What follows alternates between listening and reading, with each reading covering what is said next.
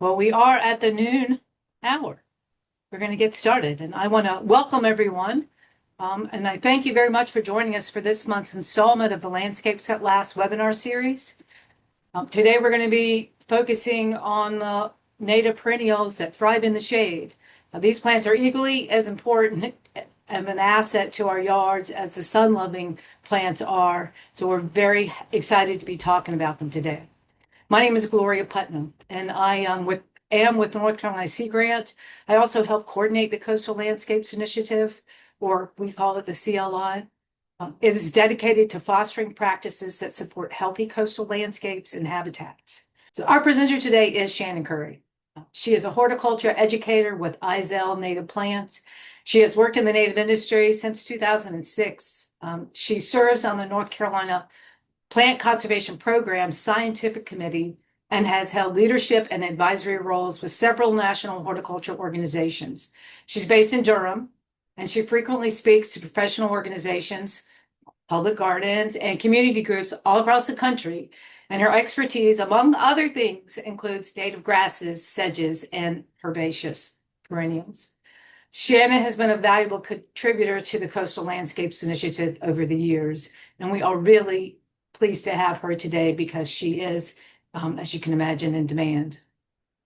We also have a long-term partner, Amy Mead, with us today. She's the director of the Cooperative Extension in New Hanover County, and she's going to be helping to monitor the Q&A and moderate the session at the end.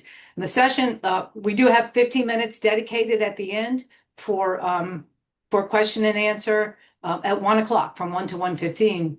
And I think Shannon is going to try to stop at some point just for some clarifying questions after she goes over some specific details about shade plants. So I'm not going to have anything else to present today. So I get to turn it over and join you and listen to Shannon talk about shade-tolerant plants. Shannon, welcome. Great. Thank you, Gloria. And thanks for Amy for being here as well. I'm going to share my screen and we will get started. So today, my goal is to give you tools to choose plants that will improve your shady spaces. Now, we're talking about where a lot of you all are in coastal environments. I'm in central North Carolina in the Piedmont. So my primary experience is from there. And what we'll talk about, I'm trying to stick to plants that are regionally appropriate and also maybe a few that are just beyond in this same ecoregion. So also trying to look at plants that are usually available as well, because it can be very frustrating to get excited about a plant and not be able to get it. So, but what I'm going to do today is try to look for principles that translate across different regions and different landscapes. So again, to think about the tools that will help all of us make better choices for our landscapes. As Gloria mentioned, I'm with Izel Native Plants, and we're an online source for native plants. I'll tell you more about how you can get plants through us and how it works at the end of the talk. But at the top, what I really want you to know about is the resources on our website. So on izelplants.com, we have profiles of all of the plants I'll talk about today and lots more. We also have blog posts and articles that relate to what I'll talk about today. And at the end, I'll show you there's one specifically on shade plants. And we also have charts with lists of plants for different kinds of challenges and plant-based solutions to challenges in landscape. So lots of information there for you. And I invite you to visit that. And today I'm going to talk about, these landscapes that are in shade. And we saw in the chat, some are dappled shade, different kinds of shade, deep shade. But you can see these are landscapes that are really pretty typical. The default for shady spaces is often mulch, or it might be liriope or English ivy, both of which are bullies. They spread pretty aggressively and they really allow for few other plants to grow. They're not really adding a lot of ecological value. But what I see in these landscapes that we've just looked at is opportunity. We could get so much more out of these landscapes. Now, I know as gardeners, we always think we can always do more, right? That's what gardening is about, there's always more one could do, of course. But when I say more, what I mean is what if we could add benefits to these spaces and ideally even reduce the inputs we're putting into them in terms of mulching, constantly doing that multiple times a year, weeding all of the time, but also adding these benefits because this default is resource intense and it doesn't have that many benefits. And you can see this landscape is at a very, very nice home where they've just planted this with some plum yews and some vinca down here at the bottom that will fill in. But this landscape doesn't have a lot of benefits to it. We're not really realizing the full potential of that space. And so what I'm proposing is an alternative, and there are alternatives to this. We can swap the mulch for more plants because plants do a much better job of covering ground and adding benefits. We can choose native species and build plant communities.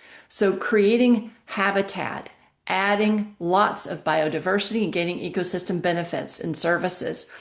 We can help manage stormwater. We can provide that habitat. There's so much more that we can do.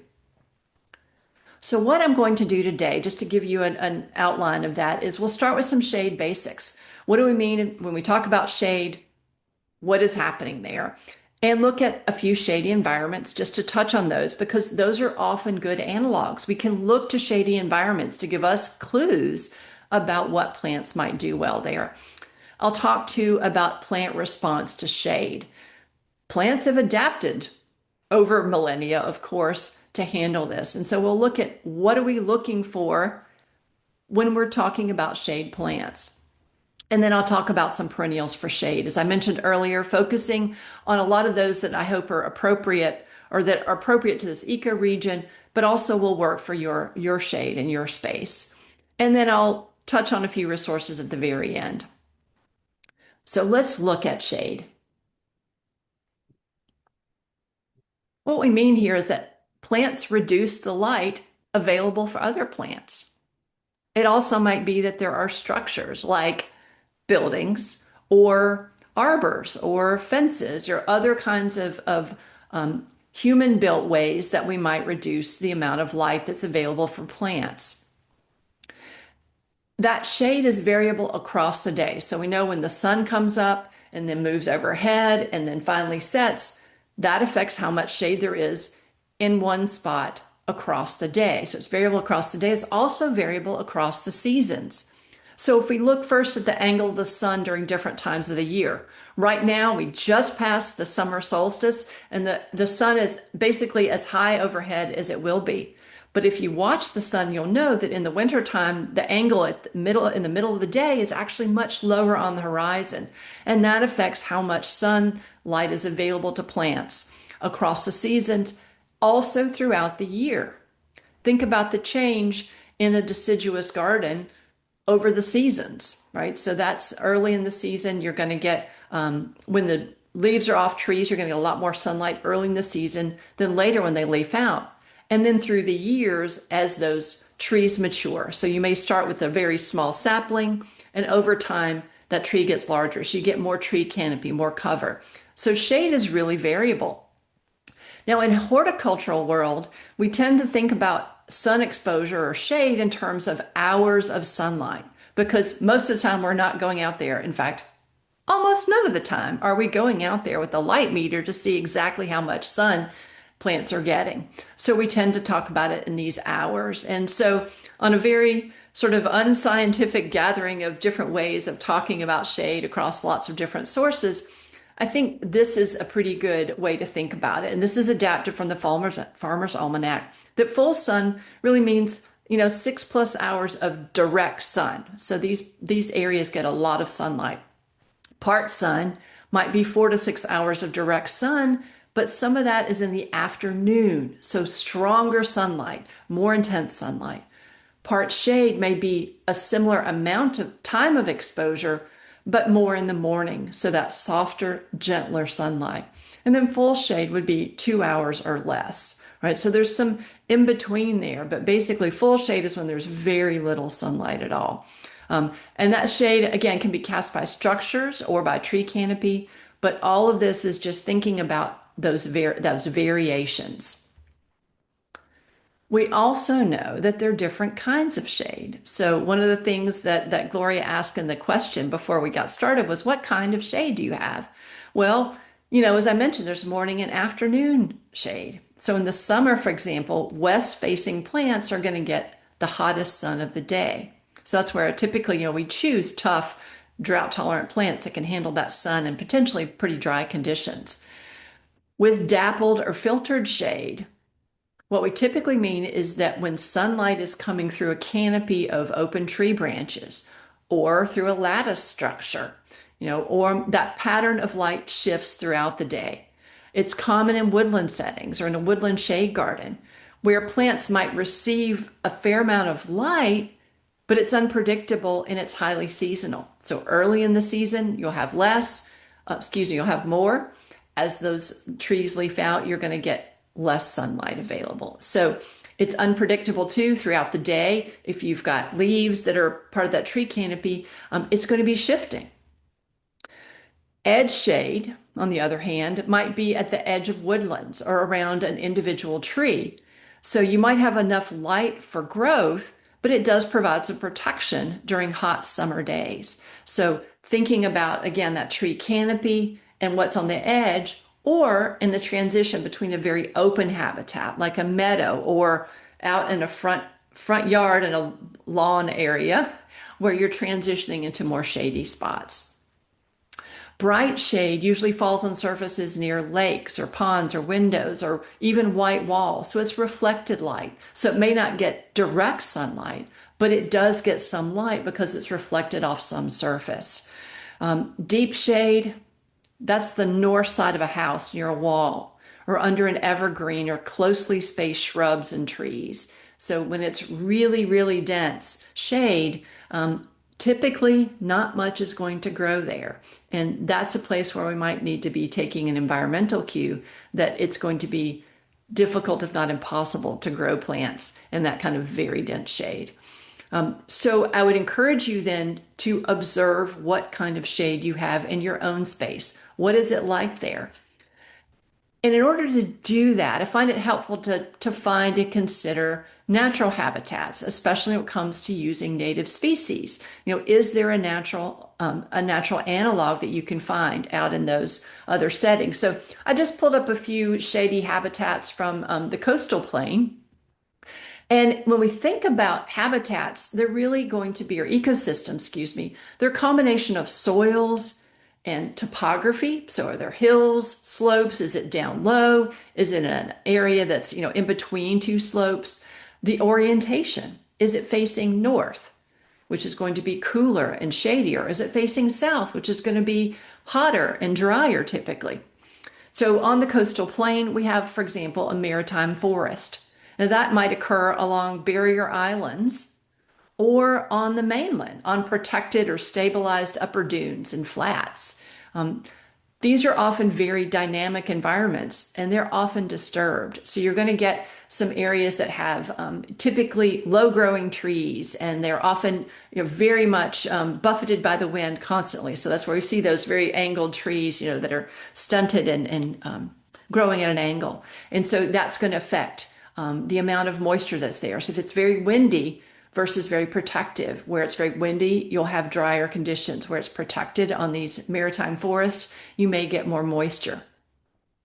A mesic forest is really where you've got typically some sort of dense vegetation at ground level that shades the soils. So there may be water in the soils and it's getting held there by organic matter that are plants decaying there on that at the soil level. And it increases the soil's water holding capacity. So that may be what we call a mesic forest. So mesic is that kind of in between where it's not super wet and saturated, but it's also not very dry. It's that in between. So that might be, north facing slopes or a high section of a floodplain. It might be island ridges that are surrounded by swamps. So where you've got a low growing area and up a little bit on the edge, you might see that mesic forest there. Also, a swamp forest is another habitat where we've got maybe a very high water table. Now, depending on where it is, it might drain very quickly. So maybe if it's very sandy soils and it might drain quickly. But other swampy forest areas might be very peaty and hold on to water. So like, blackwater swamps where you've got,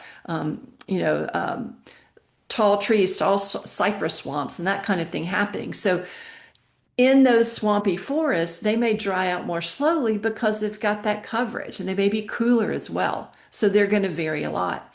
Then you might think about an oak hickory forest or even a pineland forest that's open canopy, where the oaks are adaptable and grow in a range of conditions.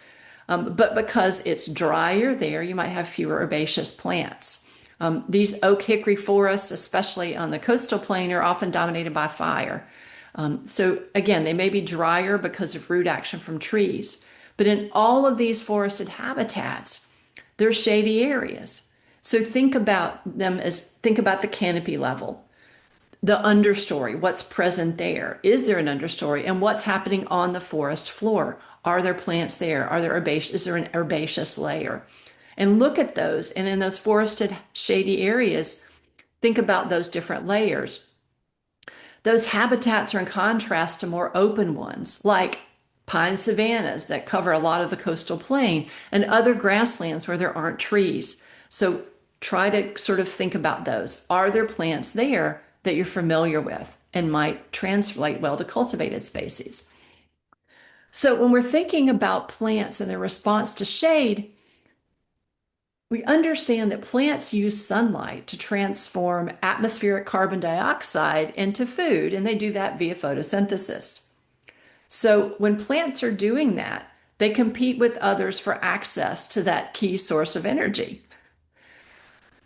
And in performing photosynthesis, plants absorb certain wavelengths of light. And what passes through is only other certain wavelengths. And these changes in the quality of the light are a sign that other plants recognize, and they know that they're generated by the proximity of neighboring plants and thus competitors for that resource of the light. So what that does is give them a cue about the light signal and the competition from other plants, as we say right there.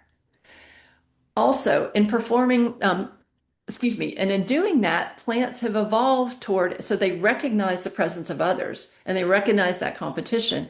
Plants have evolved toward either shade tolerance or shade avoidance.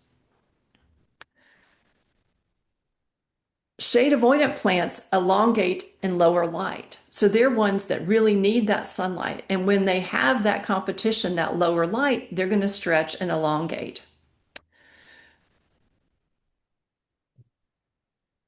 But rather than responding to immediate conditions, shade-tolerant plants take a different tact. And so to understand this, we need to think about shade as a stressor. So these shade-tolerant plants have different strategies to deal with shade as a stressor. That lower light really limits their ability to photosynthesize. So shade tolerators put responses or resources into features that allow them to adapt to those conditions. And they show little change in response to shade treatment. So they've figured out strategies that help them to grow in shade. And those include physiological adaptations that perform better in low light. And we'll talk about some of those. They also typically have conservative growth and resource use. So they're trying to conserve those resources that they have because that allows them to better adapt and grow in shade. They're opportunistic.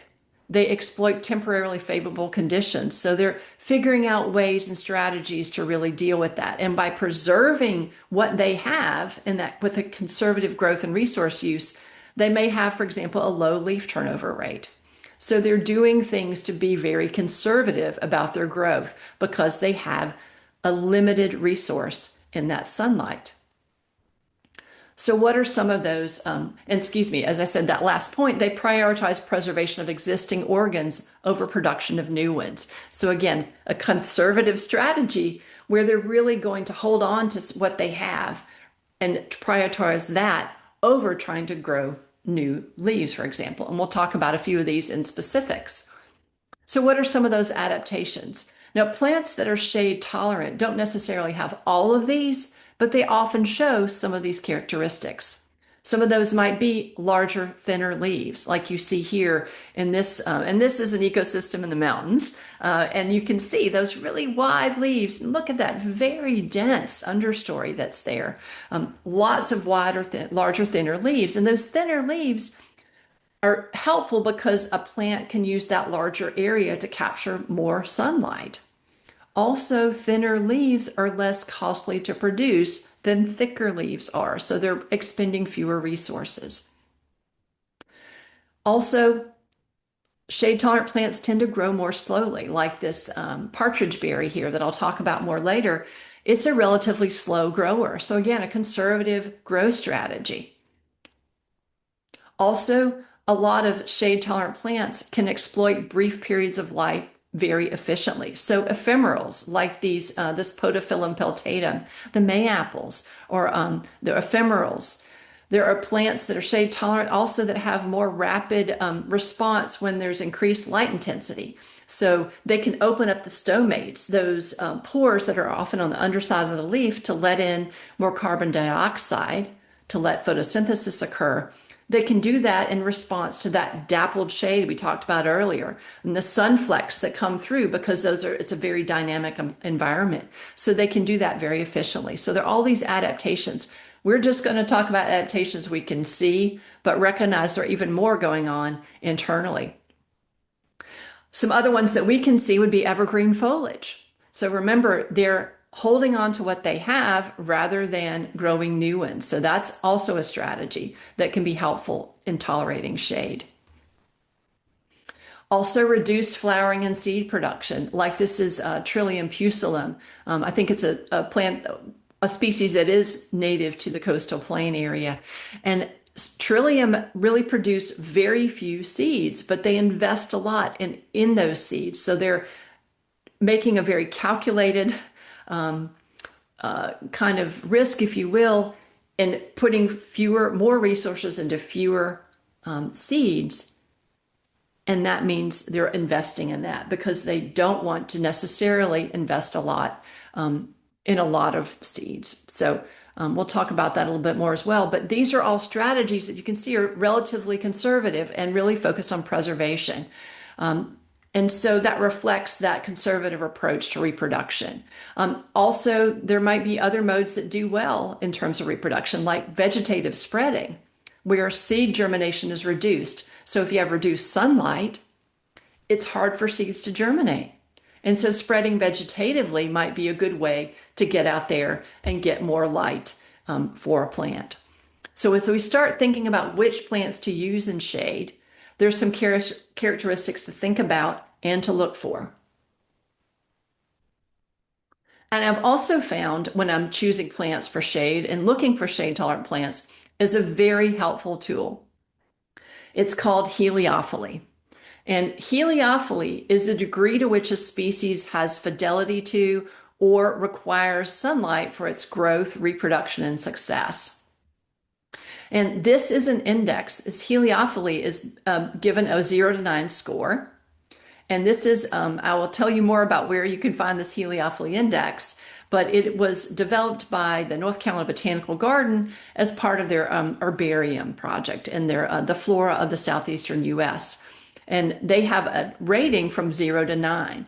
If a plant is a 0, that means it is not native and it's not rated. But what they do is rate these plants on their need for sunlight. So a 1 would be a plant that is what we call shade obligate. It needs shade. It only does well in shade. It really requires deeply shaded habitats. On the other end of the scale, you would have a 9. A plant that is 9 is sun obligate. So that plant requires an open habitat with no canopy. It's an open place, so it needs lots of sunlight to do well. In between that, we might think about like a 5, a species that really has a broad range of light that it can do well with. So it can do pretty well with shade, but also in completely open situations. Something like a 7 would be one that can tolerate shady conditions, but it really prefers more sun and will do better and reproduce better and be a more dominant member of community when it has more sun. So we're going to be looking today mainly at plants that are like a 5, kind of in the middle, and will tolerate shade, down to lower ratings that are ones that are really very shade tolerant. And we're going to mention a few that are more for transition areas. And I'll show you just briefly here. And at the very end of the talk, I'll give you the specifics where to find this. But this is a page from the flora of the southeastern US. It's available online, but also as an app for your phone. On every plant profile page like this, you'll see a rating for almost all of them called heliophily down here. And you can see that too. If you click on that eye, you can get even more information. I've just scratched the surface, but I'll be showing you for every plant what the heliophily rating is for it. So you can think about, is this a shade obligate plant at a 1? Or this is one that likes a little, can tolerate a little bit more sun. But we're mainly looking for those that actually tolerate shade very well. And also, when we're thinking about plants for shade, a few things to consider. What plants are already working for you in the shade? If you have some that are doing well and they're native species, I would suggest trying to spread those out. Get more of those, propagate those, do what you can, because those are cues. And look at those plants to see what attributes make them shade tolerant, make them do well, and see if you can replicate those attributes in other plant species. Also, as we mentioned earlier, finding natural habitats that are similar to your conditions. What's growing there? What's happening? What plants could you find there that would be applicable? You also want to think about signs that plants are not doing well in shade.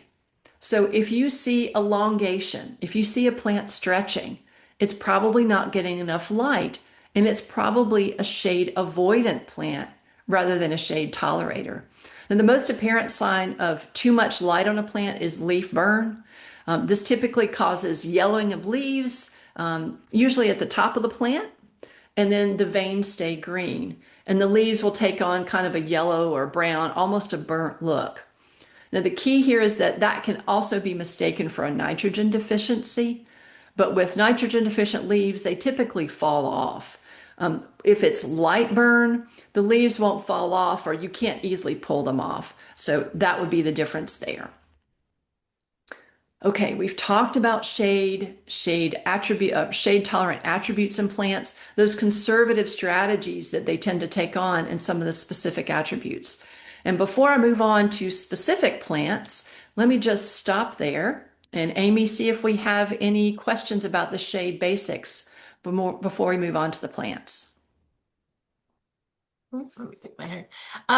Shannon, the only question was, maybe a question about salt tolerance. And Gloria and I and some of the other team are working on a salt tolerant document in specific. But do you have any kind of advice about the overlap of like salt stress and shade?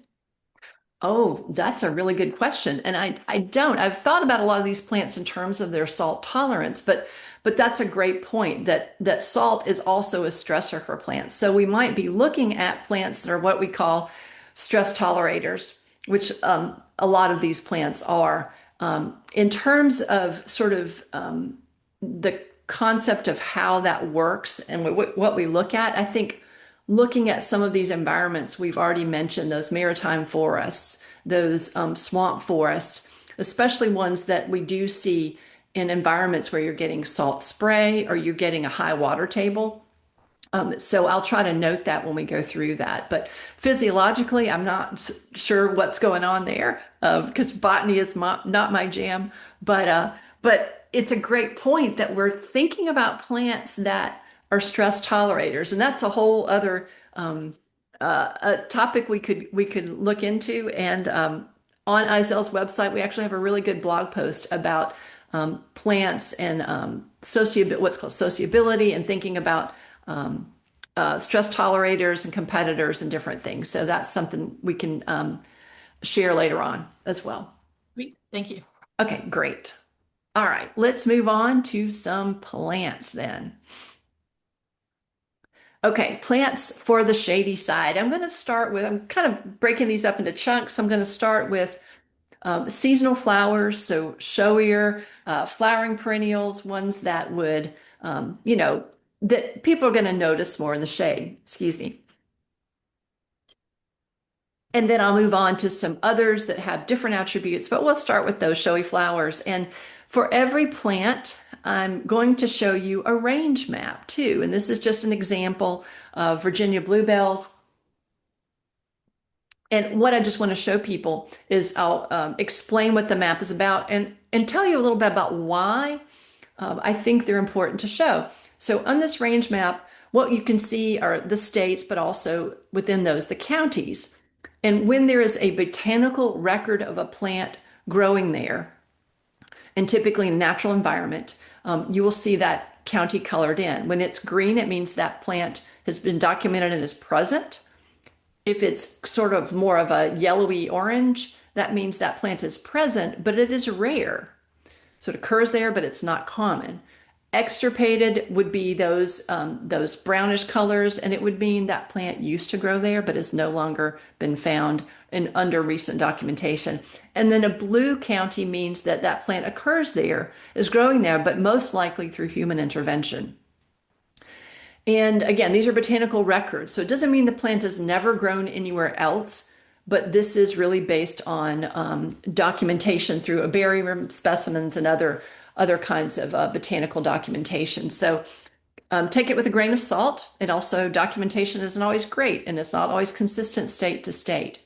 But what it does show us, I think, is something about a range. So this plant here, you can see, where does it tend to grow? You're not seeing it grow down in Texas or, the lower South. You're seeing it grow up a little bit more, upper Midwest. Is it growing in the mountains? If you know your geography and also a little bit of geology, you can get a sense of where that plant is. Is it very widespread? Is it one that seems adaptable to lots of different kinds of environments and lots of different ecoregions? That gives you some clue about, is this a generalist plant that does well in a lot of different environments? So that's why it's there. I think it's always fascinating to connect that to what you know about where you live. And then the other reason, and there are probably even more than these, is to decide for yourself as a gardener, as a steward of your own spaces, do you want to choose plants that are native to your region? And that region may be your county. It may be your state. It may be your ecoregion that's broader than that. It may be that you make choices about what kinds of plants you want to have in your spaces. If you are in a natural area, you would probably want to be thinking about plants that are native to a much closer area than if you're in a cultivated space or an urban spot where there's not a lot of spreading happening. So these are all decisions you can make yourself. That's a whole nother issue that we can talk about, but that's why that is there. And I'll try to note it too when I'm outside of your region with the plant. Okay, that's a lot of prelims, but here we go. Let's look at some plants. So this is one of my favorite groups of plants, Chrysogonum. There are 4 different species right now that often get lumped into one, but green and gold is a really short little, almost a ground cover plant with semi-evergreen foliage. And there's that strategy. We see that attribute of semi-evergreen foliage. It holds on to what it has for the most part, not producing necessarily a lot of new growth until it really has to. It's also a spreader via stolons, which are above ground stems that grow horizontally and spread out, let that plant spread. It really depends on the species as to how much it spreads. But I love this group of plants because they are actually much tougher than they look. Have these little very charming gold flowers that occur early in the season. And in fact, some of them will bloom almost all summer.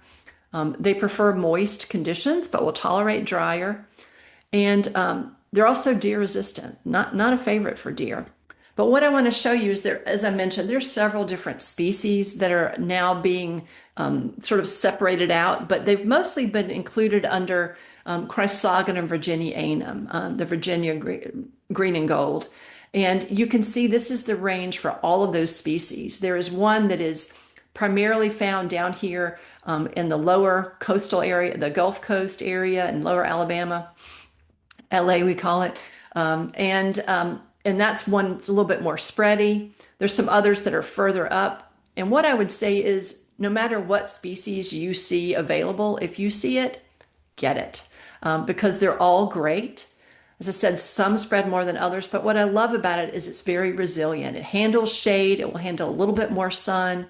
Let's see, that heliophily, as I mentioned, is from anywhere from 2 to 4. So ones that really love heavier shade to ones that will tolerate a little bit less shade than that, a little bit more sun. But it's just great as a ground cover. It will, as I said, some spread, or some are a little bit more clumpy. There are a number of different cultivars out there too. One called Superstar. There's Allen Bush. There's Pierre. Any of them are great, and I highly recommend all of them. The one I really like too, and especially for those of you who are really on the coast and in sandy areas, is one called Chrysogonum australe, or you might see it as Chrysogonum virginianum variety australe. But it's a Gulf Coast green and gold, and it's that one that is actually more native to the Gulf Coast region. But y'all, it's a great spreader. You can see these really long, narrow stolons. This one is fast and furious and really great at covering ground. And I find it to be very tough. It is wilting a bit in the droughts that we're having right now in central North Carolina and lots of other parts of the Southeast, but it's hanging in there. So one I'd highly recommend. All right, let me move on to some other plants because I want to make sure we get through all of our plants. Geranium maculatum. This is an H3, so this is still very much in the shady realm, prefers shady conditions, needs shady conditions. It has broad, thin leaves. Look at that foliage, almost like umbrellas. And it forms this sort of almost, it's not tight, but it's a dense shading. So it's also trying to, get to that sunlight. It's a gentle spreader via rhizome. So it's increasing its territory by spreading out and having these broad leaves. This will take moist to mesic conditions. It's one that'll take, once it's established, fairly dry shade. I wouldn't say bone dry shade, but fairly dry shade. And it does flower quite a bit, quite a long period, maybe almost up to 2 months, really, starting here in March and going as late as July. You can see that range here. It's fairly widespread throughout the eastern part of North America, of the U.S., and actually I think even up into Canada, which this map does not show. But you can see that broad foliage texture. Really nice, a beautiful plant as a ground cover. It is deciduous. Another one I really like that is just kind of a real workhorse is Pachyra aurea, the golden ragwort. And it's an H5, as you can see. Now, this is one that will take both sun or shade, which makes it really versatile. These ones that are kind of in the middle are really good for edge areas, that transition between more shade, maybe underneath a tree canopy, to more open conditions. So that transition area, what we call an ecotone, that's between two kinds of habitats or two ecosystems. This one colonizes via seed and rhizome. So this is going to spread out. It's pretty spready. If it's happy, you'll have more of it. It has dense evergreen basal foliage, and that's part of the reason I really love it. It does have these beautiful flowers.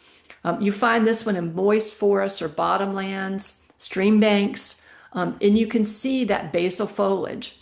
It is mostly evergreen, and it is pretty widespread. It's not as common on the coastal plain. As you can see, it is a little bit further up the East Coast. You can see it there in those coastal areas, but it does quite well here in North Carolina, even on the coastal plain. You can see one county down there, it's got it, but I love it. This is on broken concrete sidewalk near my home, and it gets some drainage from a storm drain, and it's just really quite happy there.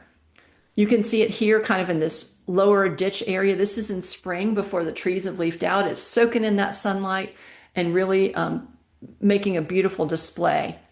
And here it is on a little berm. This one gets a fair amount of sunlight, certainly full sun in the morning, a little bit of shade in the afternoon. But what I want to show you is that same spot in the middle of winter time. So there's a lot more sunlight, but it's weaker winter sunlight. And look at all that evergreen basal foliage. Again, this is in central North Carolina. Most places where it's zone 7, zone 8, it's going to be evergreen for you. So one of my favorite ground covers for sure, and very versatile.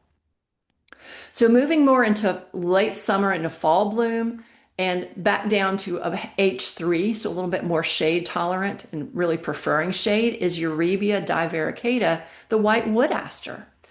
This one has that broad, thin foliage we talked about earlier. There are lots of foliage, and what I like is that it leaves out very early in the season. I have a lot of this in my home landscape in shady areas, and it is already fully leafed out and full, arching stems that have lots of foliage. So I'm getting a lot of really good coverage already.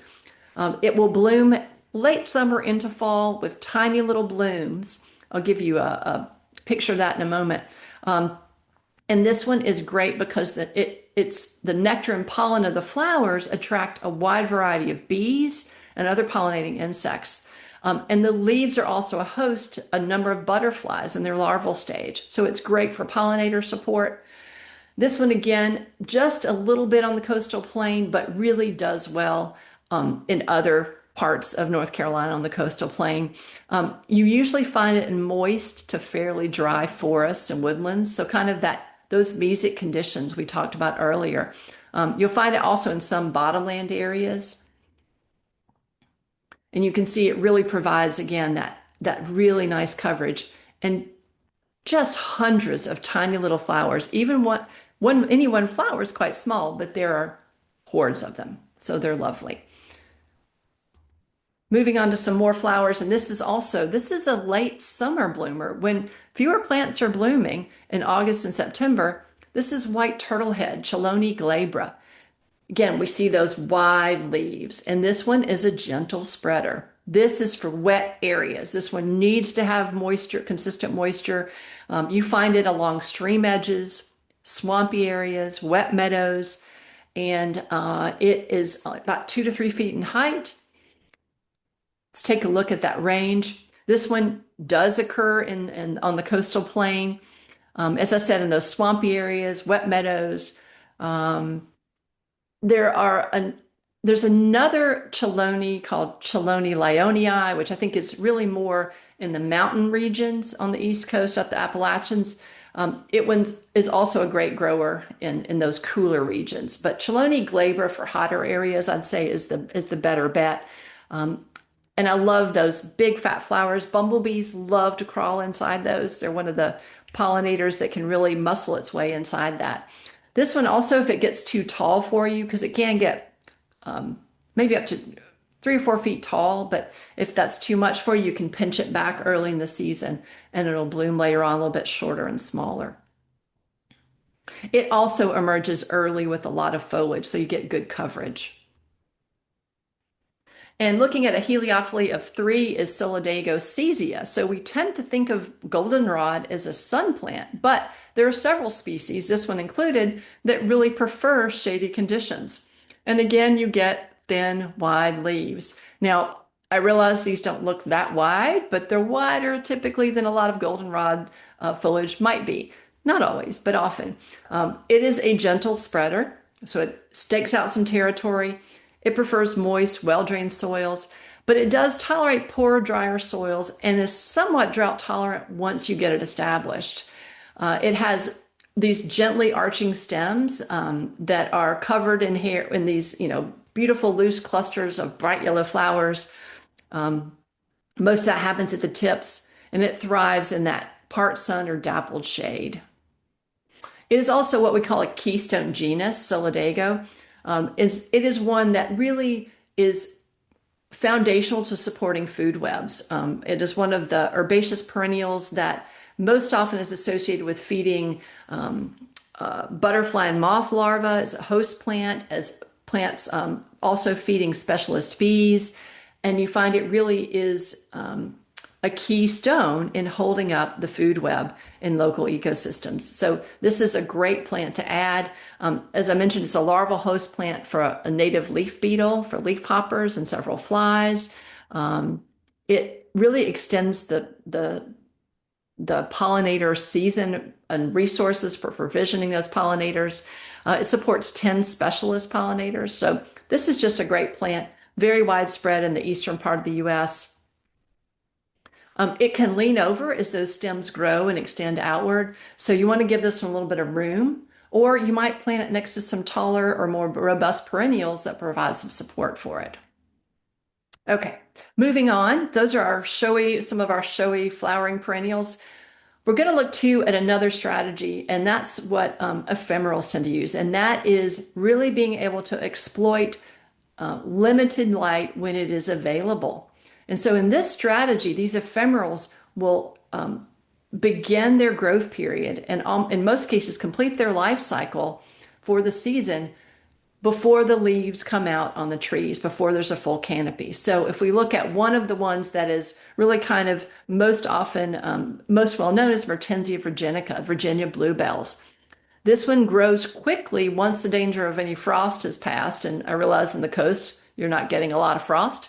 But this one will set seed and die back by midsummer. So it emerges early and then it disappears.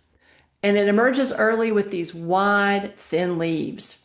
And it spreads its seed to form colonies. So this is taking advantage of that early light and that softer sunlight that it really likes early in the season. So it likes that sunlight early, and it'll again almost complete its life cycle and then disappear and die back. So these ephemerals are ones that you can use in concert to complement other plants that would stick around for the rest of the season.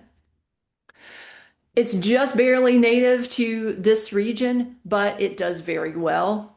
You find some on mesic slopes, so those slopes that have that sort of a organic material that helps hold in some moisture. You'll find it on wooded bluffs. And these flowers are cross-pollinated by long-tongued bees, includes honeybees, bumblebees, lots of mason bees, some other kinds. So also supports sphinx moths, hummingbird moths. All these visitors come to get nectar from these plants. And this is in the mountains, but you can see this kind of habitat that it likes. It's kind of a low area where water is accumulating. It's shady later in the season when that plant goes dormant, but it's getting sunlight early on. Another ephemeral is a mayapple, and this one is H4, so a little bit more sunlight. Mayapple emerges early also and then disappears. And look at those umbrella-like leaves. Talk about maximizing the amount of real estate that you have there to soak up that light. They will spread to form colonies as well. So it's rhizomatous, also spreads somewhat by seed. It does prefer moist, rich soils. It can tolerate tougher conditions though, so I would try it in areas even that might be a little bit less ideal for it. And it gets this really charming flower underneath that will produce a fruit that is eaten by box turtles. And you can see it occurs on the coastal plain and through a lot of different habitats, and you can see that spread there. It's quite lovely, but keep in mind it will disappear as the temperatures start to heat up. So it's by now where we are, it's almost gone.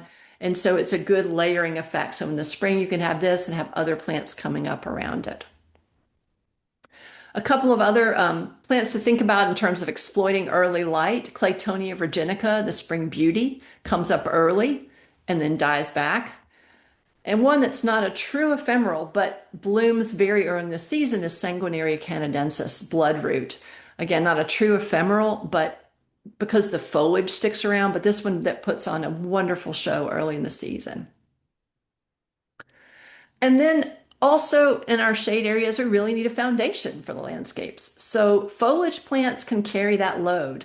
They give us visual texture, they help cover the ground, they hold those spaces for us and provide habitat. So giving us all those benefits. And one that's just very short and actually is quite common in the coastal plain is the low-growing evergreen partridge berry. You find this one in deciduous and coniferous forests, on stream banks, in maritime forests. You'll see this growing. I've seen it growing on sand in that maritime forest, on hummocks and bottomlands. So where you've got a low area that's kind of swampy, but there's a little bit raised area, other wetter habitats that are just a little bit upland. It can take drier conditions once it's established. Now, I'll be honest, this one is a little bit hard to find sometimes as available. So if you find it, I would definitely get it. Or if you have it on property somewhere, just let it spread. Give it the room. Try to keep leaves off of it and too much cover because it can get smothered. but I love it. It's a slow spreader. It's not fast, but if you have it, it's a wonderful plant. And these really cute little blooms early in the season and spring, and has persistent red berries you can see there. See those cute little blooms there. And look at that range. So it occurs more often than you might think. But as I said, keep leaves off of it. You don't want it to get smothered. Ferns make fantastic fillers. They are great. They stick around. They're not the stars of the show, but they really do a great job of filling in. Christmas fern is one of the workhorses. It is evergreen. It's a gentle spreader, and it's easy to grow in well-drained soils. It's pretty adaptable. You find it in lots and lots of different environments, as you can see. Talk about a cosmopolitan plant. This is great for really most shady areas. Has these distinctive, it has its reproductive structures on the back of the fronds at the very tips. You find it on forest floors and shady rocky slopes, on some sandy slopes. It is just a great plant. And this is, you can see just a gentle spreader when it's happy. Another fern, H5, this one's a little bit more of a sunny, will tolerate some more sun, is cinnamon fern. This one you find in really wet habitats. So bogs, peatlands, pocosins that are there on the coastal plain, wet savannas, blackwater, stream swamps, marshes, other wetlands. It is deciduous. It is vase-shaped and has a really beautiful look to it. And it has these really lovely fertile fronds. So it has the fertile fronds and then the vegetative fronds that are on separate parts of the plant. And it really is quite lovely. And you can see that fall color there. Widespread. And it is one that really populates a lot of the pine savannas that occur on the coastal plain. There are a couple of other ferns too, I'll note. Onocleus and Sibyllus, the sensitive fern for wet areas. It's a great spreader. If you have a wet, forested, or shady area, this will definitely do well. Osmunda spectabilis, the royal fern, and you can see closely related to the cinnamon fern. Both of these are H5, so they'll handle both sun and shady conditions. And then also many, many species of sedges, carex, but only a fraction of those really that are natives to the eastern U.S. really are available in the trade. So there's a limited amount, but more and more are becoming available. There are even fewer on the coastal plain, and I'm trying to stick to a few that are regionally native and more commercially available. But sedges have dense foliage and fibrous roots. They are grass-like, but they're in a different family. And they tend toward moisture environments, not all of them, but in general. And you can see they provide a really nice look. They become the foundation of landscapes often. They can be almost like in shade, a substitute for when you can't grow turf grass in shade. So trying some sedges here. There are a number of those that can be mowed. One of those is Carex woodii. This is called pretty sedge or wood sedge too. It has a heliophily of 5, so handles sun and shade. This one is going to form a dense carpet. It responds well to mowing. You can mow it at maybe 3 to 8 inches, so mow kind of high. It is not really native to this region, but it has done very well in trials in the mid-Atlantic region. It's gotten to be very popular and now is more and more available in the trade. So I think it's a good one to try for cultivated spaces and in urban areas. A few other sedges that have that same fine foliage, but these are clumpers, so they're not spreaders like Carex woodii is. These I've arranged in order from the driest, Carex albicans, to the wettest environment. And so these I would encourage you just to look up and to note these. Carex albicans and Carex scoparia are the ones that can handle the most sun. These are, albicans is an H5, scoparia is an H6, and these others are kind of in between at H3 and 4. So, and you can get a sense of that range. Most of them are native to the coastal plain and certainly other parts of the eastern U.S. So I would encourage you to take a look at some of these as possibilities. And we'll also lastly look at a couple of grasses. So Chasmanthium laxum is slender wood oats. And this is one that you actually find in savannas and pocosins, kind of in between where it's a really open savanna area and a pocosin, or an area that's more wooded, or from a sandhill into a pocosin, or hardwood swamps, other moist habitats. So this one I find has been really interesting seeing where it's growing in the coastal plain. It also does well here in central North Carolina. Once it's established, it'll take drier conditions. You can see it's really more of a southern species. It goes a little bit up the east coast as well. And you find it in these forests that have more of an open canopy. This is one that will reseed, and you can, let me scooch back to that. Those seed heads, you can see they're really kind of interesting when you look up close. It'll drop those seeds and it will spread. And here it is in a coastal forest, just kind of spreading out and forming that understory where not much else is growing. So this is a really good filler. And if you have space that you really need coverage, like a slope, a hillside that's eroding, Chasmanthium latifolium is Indian wood oats or river oats. It has dense foliage. So we can see in a shady environment, it's got a lot of foliage that can soak up what sun is there, but it will handle both shade and more sunlight. It is a vigorous spreader. You find this one on river banks, stream banks, in bottomland forests, usually nutrient-rich soils, but it will actually take leaner soils. It just slows it down. It is great for erosion control in slopes. But if you plant this, be prepared that you will have more. So it's one that you need to be sure that you are okay with having it spread. It has these unique little flattened spikelets. And I show you this picture because this is demonstrating what it can be like as this almost a protector or a barrier plant for other plants. It can be this almost a living hedge, if you will. Deer don't tend to eat it, so you can use it as a protector for other plants. So when you're ready to have something that's really quite vigorous, this could be a good choice. I'll also mention, and I want to finish up because I've just got a couple of minutes and I want to get to some questions, but I also want to show you a few other plants that I'm going to say are toward the sunny side.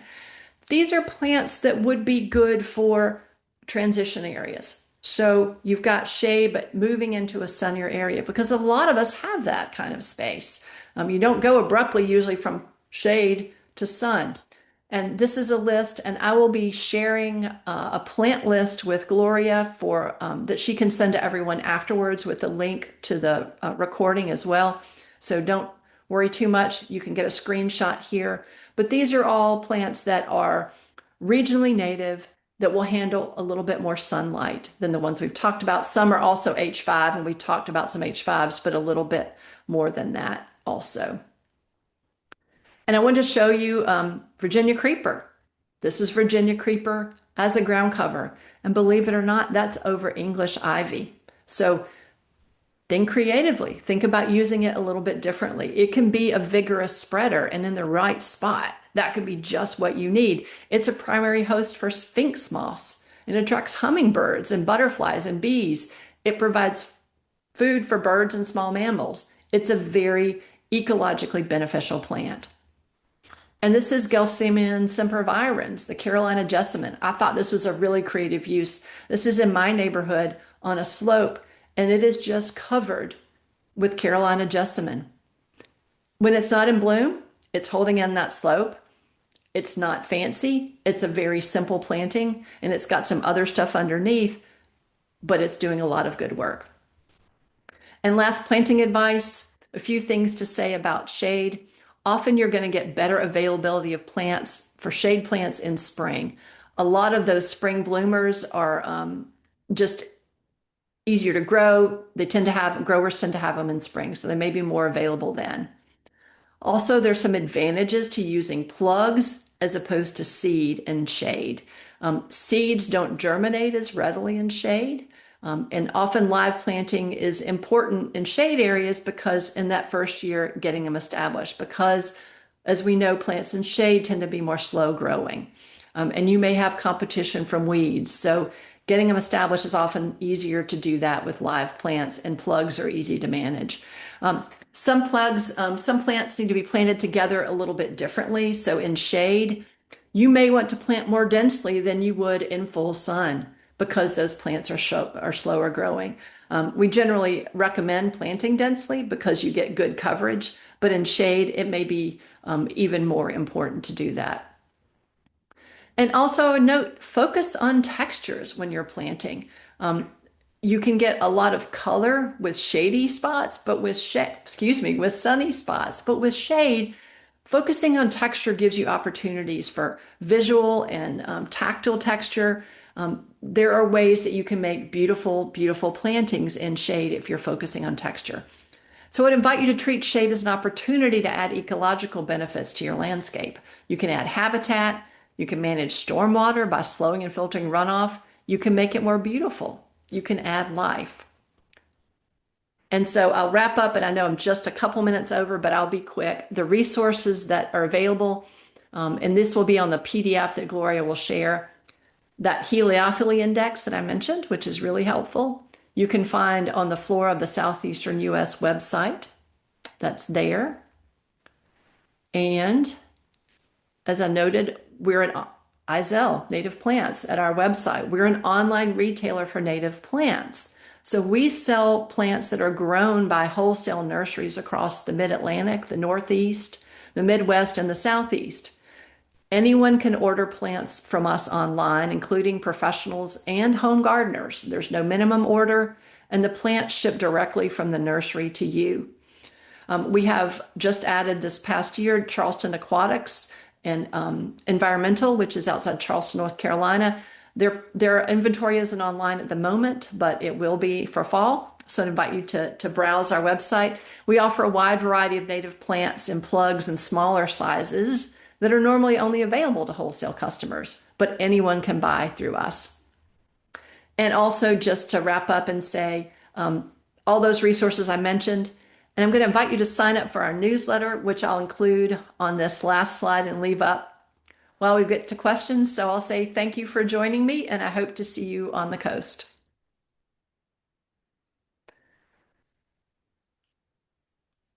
Wonderful talk, Shannon. I really enjoyed that, and I learned a ton along the way too.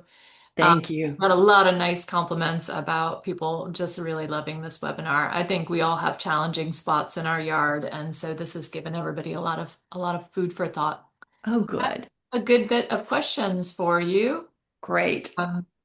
Well, and first I want to say that we will be sharing this recording. Once we have it on YouTube, Gloria will be putting it on the Coastal Landscapes Initiative website, so you can access that recording there.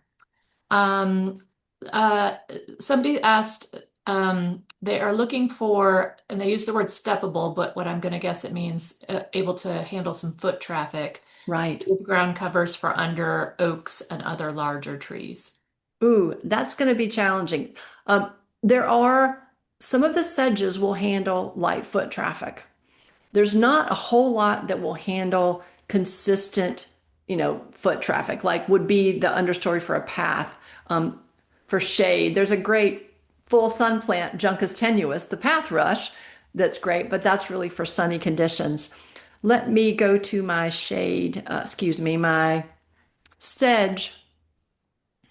Yeah, my sedge slide and say, oh, the Carex woodii that we mentioned would be a possibility for underneath an oak. That's a spreader, and that will probably handle some light foot traffic.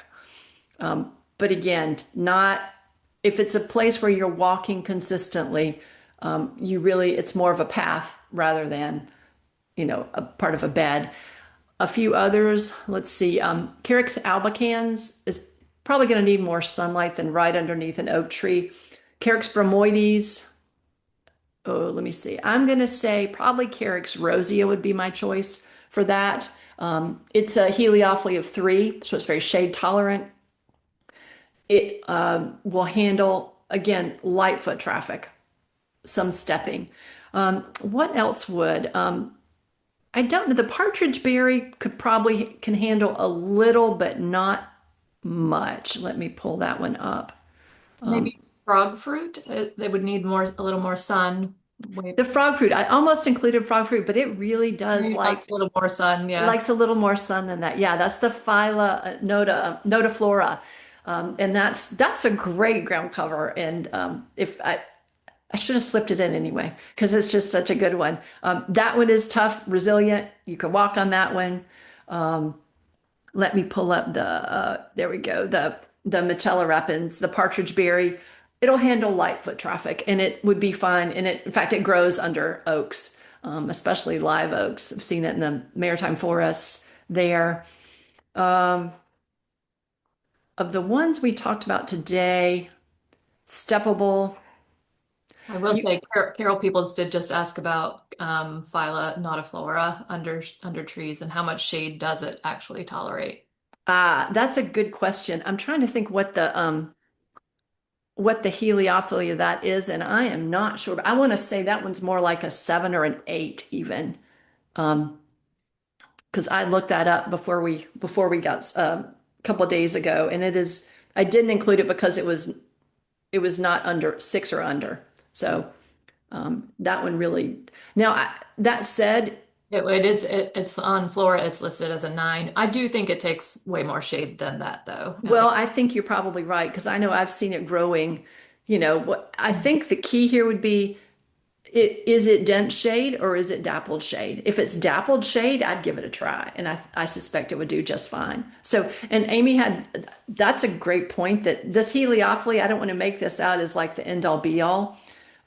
It is one piece of information that we can include in trying to think about how a plant's going to do. And again, if you've seen it growing in habitats where it's handling shade, then I'd give it a try. Absolutely. The next question is you showed range maps, and where can people find those range maps? Ah, on Izel, we have those available. Let me pull that up, or actually, let me go back to my big one. So, just to let folks know, the data comes from a combination of the USDA maps, range maps, and from BONAP, the Biota of North America program.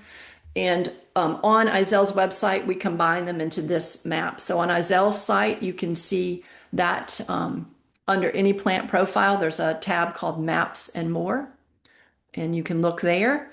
But they're also available. The flora of the southeastern US gives you these kinds of range maps, which have their own key and are also helpful. I find the ones that we've got on Izel really pretty accessible and a little bit easier to read. So that's what I tend to go with. Yeah, what they do look really nice. A couple of questions. We're going to combine these two, but a couple of people have some challenges like Yeah. English ivy already in place or some other invasives.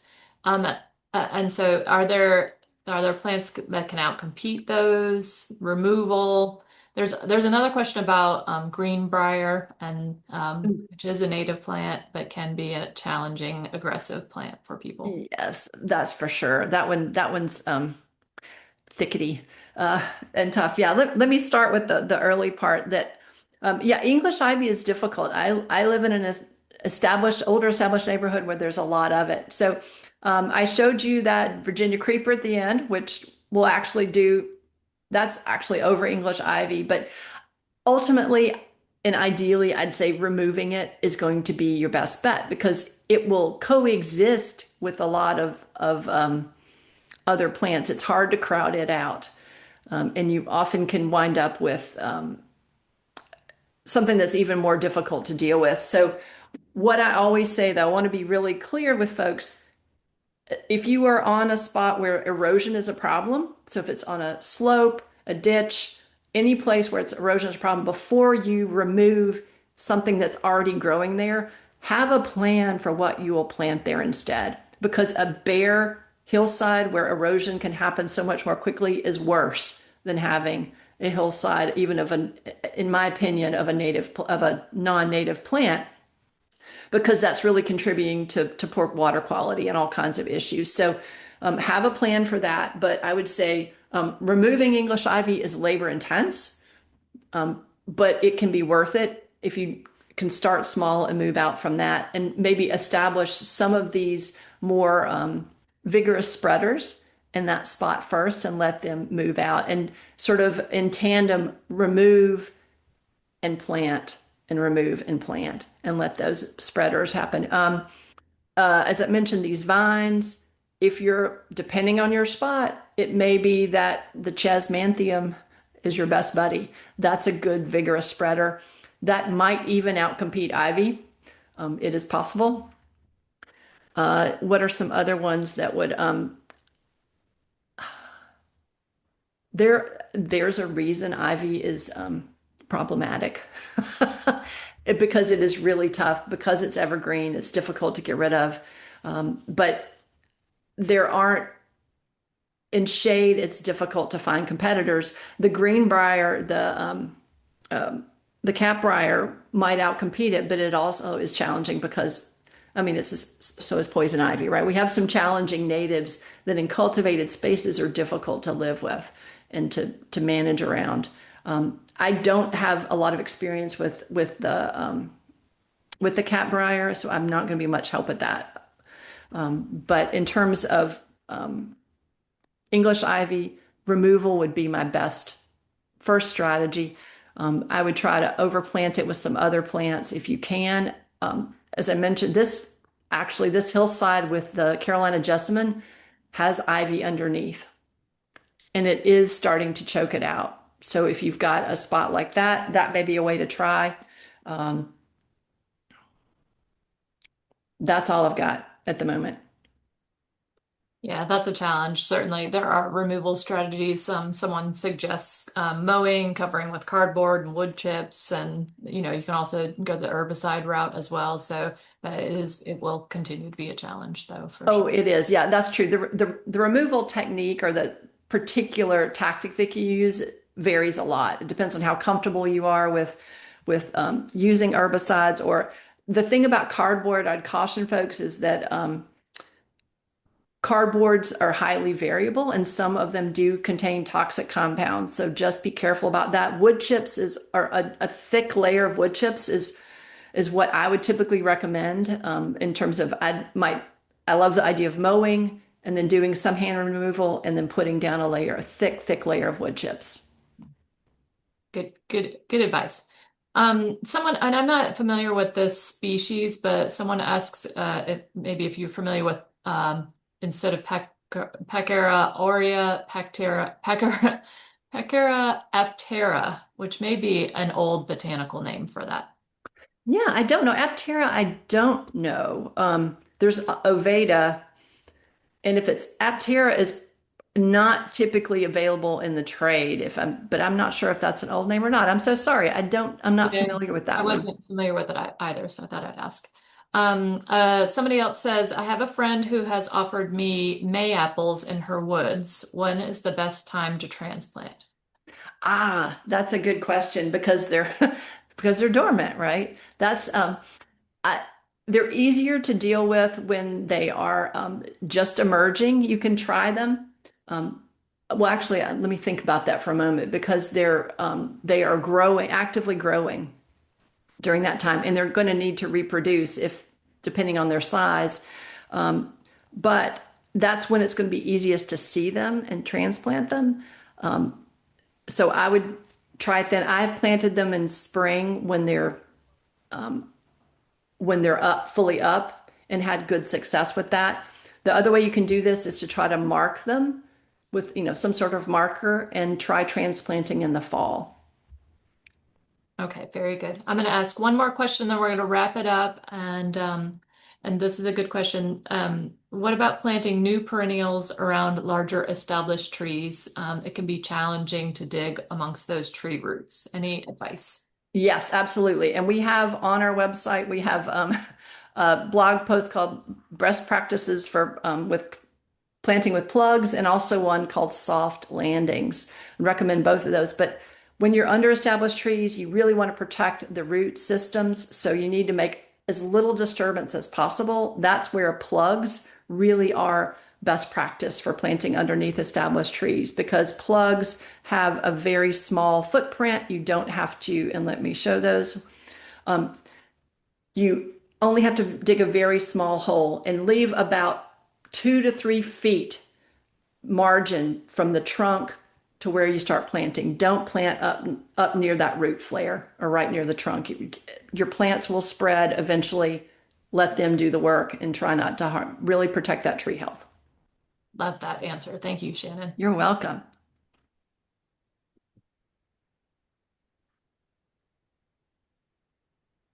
Gloria, want to wrap us up? Oh, yeah, I don't know if you can see me or not, but it doesn't really matter. There we go. I'll stop sharing and there we go. You're I here. couldn't say thank you. I couldn't see anybody. Thank you again, Shannon, for giving this presentation. I really don't know how anybody can walk away from this presentation and not have a much better, obviously, understanding and a huge appreciation for what these, how these plants operate and how we can use them on the landscape. So thank you so much You're welcome. for sharing them. And I want to remind people again that we will have the recording. We will share it out. We'll share Shannon's information sheet with you. And please take the evaluation and sign up for next month's webinar at the end of July. And we hope you have a great, time until then. Get in the shade. Enjoy those plants. Yes. All right. Thanks for being here, everyone.